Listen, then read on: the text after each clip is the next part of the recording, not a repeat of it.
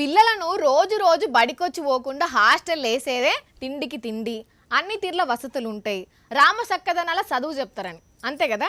కానీ చదువు ముచ్చట దేవుడెరుగు. వసతులు లేక వల ఏడుస్తున్నారు తెలంగాణలో చాలా జాగాలున్న హాస్టల్ల పిల్లలు.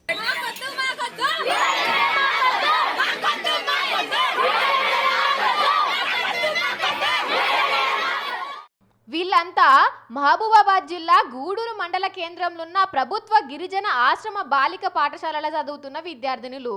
పాపం వీళ్ళకు తిండి చక్కగా పెడతలేరట, తాగేందుకు నీళ్లు సరిగ్గా ఉంటలేవట, బోరు నీళ్లు మురికి నీళ్లు పెడుతున్నారట.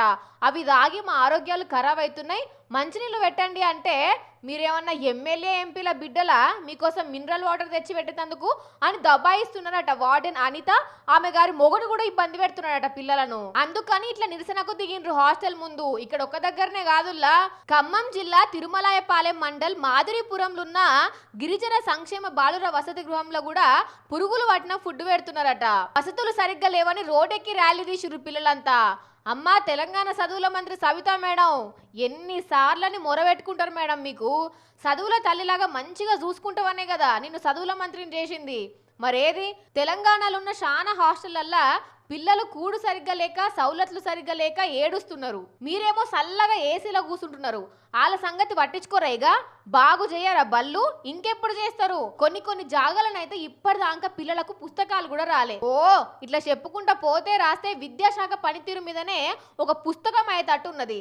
జర ఇప్పటికన్నా పట్టించుకొని అన్ని హాస్టల్స్ స్కూల్స్ లో సౌలతులు చేసి పుణ్యం కట్టుకోండమ్మా. లేకుంటే ఆయనతో పిల్లలకు ఓటు హక్కు లేదు కదా, వాళ్ళతోటి మాకేం పని అని ఇట్లా పట్టించుకుంటలేరు అనుకోగల జనాలు.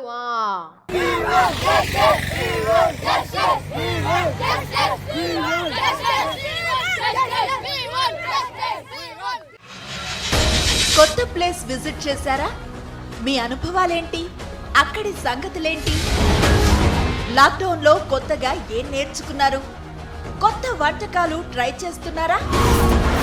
ప్రేమ, పెళ్లి, చదువు, లీగల్, పర్సనల్ లైఫ్ ప్రాబ్లమ్స్ కు సొల్యూషన్స్ కావాలా?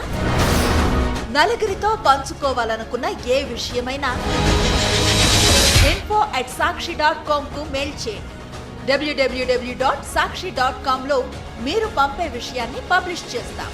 మీ ప్రయాణానికి మేం సాక్షి.